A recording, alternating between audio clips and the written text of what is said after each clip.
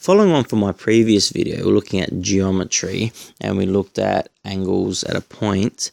We're going to look at another one here. So if I drew two straight lines and they intersected at a point there, as you can see by looking at it, all the angles have one revolution.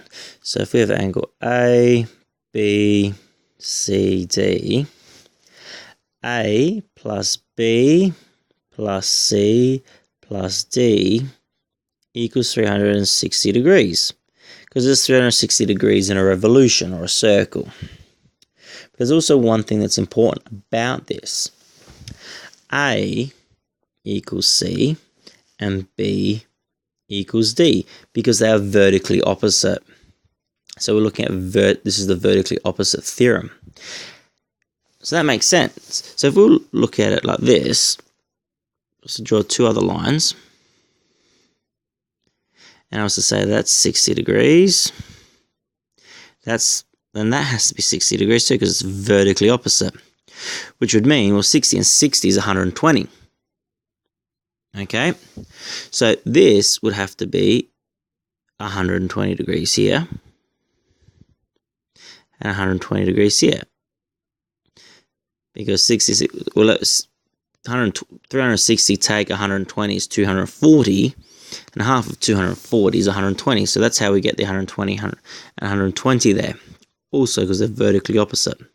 And that makes sense, because if we were here just to draw just a straight line, and we just do a line here, and I told you that this was 120 degrees, we know that there's 180 degrees in a straight line. So if that's 120, well then this has to be 60 degrees.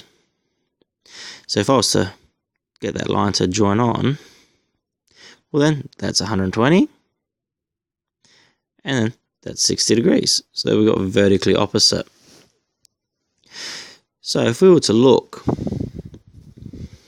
here,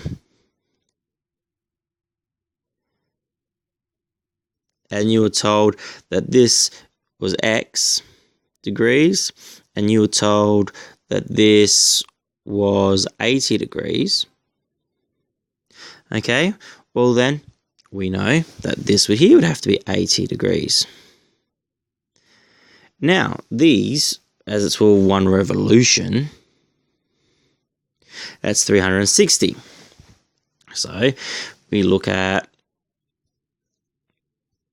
360, take away 160, which equals 200 degrees. So that means both these angles here have to add up to 200. So if 200 divided by 2 is 100. So X equals 100 degrees. And we can check our answer by adding them up. 100 plus 100 is 200, 280 plus another 80 is 360. And that's how we get it. And that's correct, because the full revolution. Also, you can look at, if you needed to, you could break it down into a straight line. If I have 80 degrees there, well then, 180 degrees in a straight line. Well, if we've got 80 degrees, what's left over?